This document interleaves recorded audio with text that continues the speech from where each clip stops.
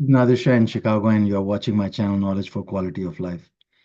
Friends, today I will be discussing with two important parameters. Uh, One is sleep, and second is exercise. We've been talking over the last few weeks and months on various topics, individual tests, lifestyles.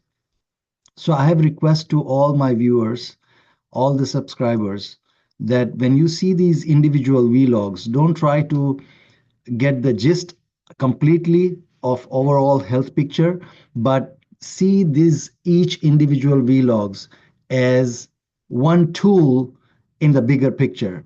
So if you are dealing with something, then you should see all the vlogs addressing the specific elements, specific variables which I covered in individual vlogs, and try to look into totality to get the big picture. And if you have any questions related to that, that how this is going to impede or how this is going to impact in the overall health, then please post those questions in the comment section. I'll try to address it. Last time I spoke in the last three vlogs about ApoE genotype, and I think I have covered pretty much well on all the six alleles. And if you have any still questions related to those, put in the comment section and I'll try to address it.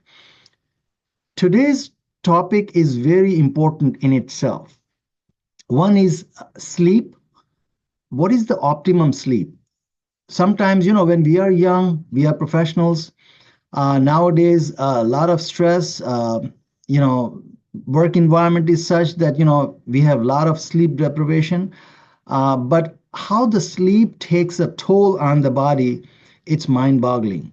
And also the lifestyle that we have, everything is automized.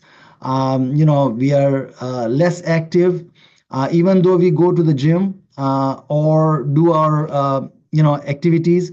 Most of the time, a lot of young professionals are sitting behind the desk, which I was part of it, and we don't have that kind of a activity. So I did my level best in the last 35, 40 years that, even though if I didn't get enough time to do my regular exercise, I walk at least 35 to 50 minutes a day, sometimes an hour, and brisk walking, fast-paced walking. All these years I've been a walker, basically. So today I'm going to cover these two parameters, that how it gives you a big picture in the overall well-being of one's health. So let me share my screen with you.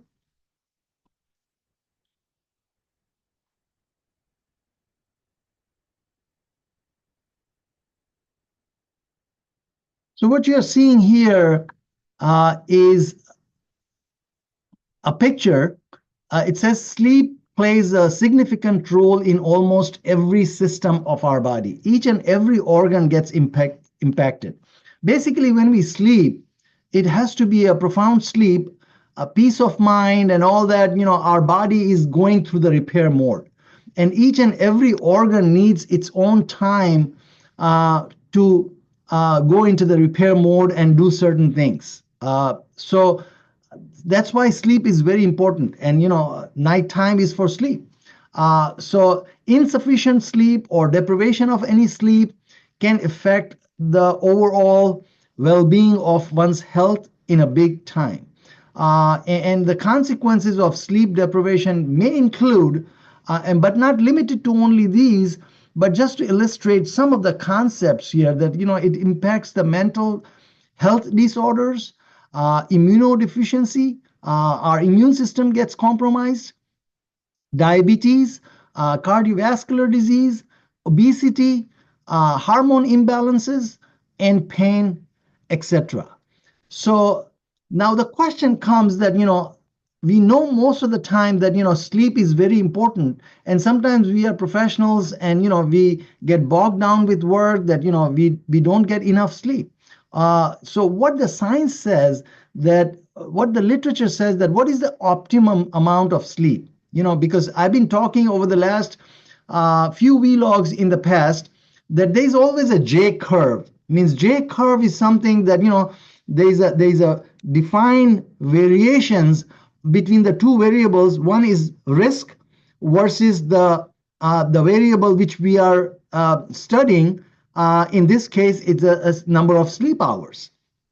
So it just gives you a curve, and at the one side of the curve you may have a hazard ratio risk. At the other side of the also you may have a hazard ratio and risk, but there will be an optimum where the hazard ratio will be minimum. So I digged up literature and try to find out that what is the optimum amount of sleep for one's good health. So this is what I found. So if you look at this chart, that we've been hearing, from different sources that, minimum 6 to 7 hours of sleep, right? So this is the scientific evidence. This is a big epidemiological study, and they have concluded that the amount of sleep for cancer-specific mortality is about 7 hours optimum. So if you look at this hazard ratio curve, so if you have 3 hours of sleep, you have about 40% more the risk, because factor is 1.4. And if you look at the number of hours of sleep as 7 hours, you have about 1.0, where this slope is 0 basically. So the inflection point for this curve is at 7 hours of sleep. Okay. Now, if you look at the CVD specific mortality, cardiovascular disease specific mortality, again, it's a 7 hours optimum. So if you look at the all-cause mortality, in the literature, it's still the 7 hours. So 7 hours is something that, it's a sweet spot. 7 to 8 hours, they say that, it's a sweet spot between 6 to 8 hours, 7 being the optimum, which you can see in this curve. Now, anything more than that, it increases the hazard ratio, right? So the concept is that, more sleep we take, better it is, but that's not in a reality. It's a true sense reality. That's not what these curves are showing. So basically, this idea of having a sleep of 7 hours of sleep, is a universal acceptable evidence for a good health and good well-being. Now, the next one is the walking. The type of activity. We can have a sedentary lifestyle, don't do anything, and again, the physical activity level has a J curve also.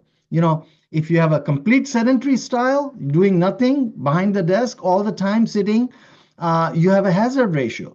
If you do a moderate type of exercise, moderate type of physical activity, you have a certain hazard ratio. And then if you go to the extreme, high intensity training and very aggressive type of training, and number of hours is more, then hazard ratio goes through the roof. And I'm not going to talk into details of that. I'm going to keep that in the separate vlogs, because we see a lot of folks which are marathoners or runners and healthy like a horse. They do 2-3 hours of gym, but lately we have been seeing in the literature and in the news as well that they have a high cardiovascular disease risk, and a lot of folks are having either cardiac arrest or all of a sudden you hear somebody who was 35, 40 or 45 person was dropped dead. So that's a different area to look into it, that what could be the underlying causes. So I'm not going to touch today in that area. I might be doing separate vlog for that.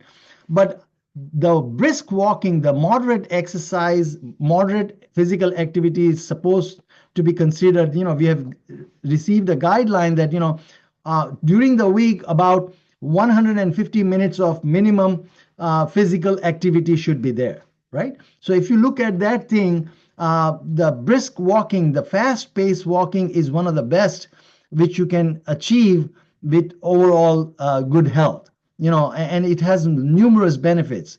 And just to list few here, that reduces risk of heart disease, number one, helps in maintaining weight, reduce your stress level, number three, increase your energy levels, helps to boost your mood, gets the blood pumping, because the pace of your walking, like I walk every day about 30 to 35 minutes, but my pace is about 80 to 100 steps in 1 minute.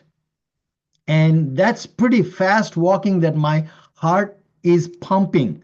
I can feel it. And that's constant for at least 30 minutes. I time it on my phone, I just go for a walk, regardless of, what the weather is. If it's outside, nice, because I'm in Chicago. If it's outside nice, sunny, and weather temperature is bearable, I prefer to go walk outside, so that I can get some sun as well, and make some nitric oxide as well in my skin. But if it's winter, like nowadays we have a winter, so I have a heated track in my park district in Wheaton, and I go for a walk in Wheaton Park District. And that's a round track inside, and I just do extensive fast-paced walking for 30 minutes on a daily basis, 7 days a week. Now, these are the few benefits. Prevents obesity, can help reduce your anxiety. It reduces your inflammation as well. It increases the functions of the lungs. It increases body's access to vitamin D if you are outside in the sunlight. You see the picture of the sunlight, which I prefer in the summer to walk always outside. Reduces the risk of cancer, can improve the quality of sleep, give you time to practice self-care, improves coordination and balance. Because when you fast pace walk, when I was 30, I was using the same pace as I'm keeping my pace same as at the age of 63. So I'm doing the same walking. I'm not slowing down, and sometimes I stretch myself. But if I don't walk one day, I feel it that something is missing. It improves the quality of life.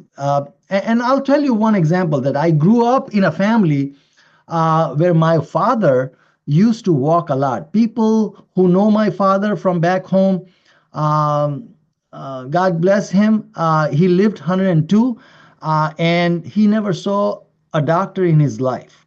He was never sick, because he was most of the time outside, about 6 to 8 hours during the sunlight in Karachi, Pakistan, and he was walking all the time. At least I would say that he would walk 20, 25 miles a day. And when we were in East Pakistan, which is Bangladesh now, he was a security officer. So he walked. His job was, just to monitor and keep walking throughout the night. That's how he was so strong, and he lived his life completely with good quality of life. So walking, I have seen that, what the miracles of walking is. And he used to, walk very fast. And I learned it, as a kid, watching him.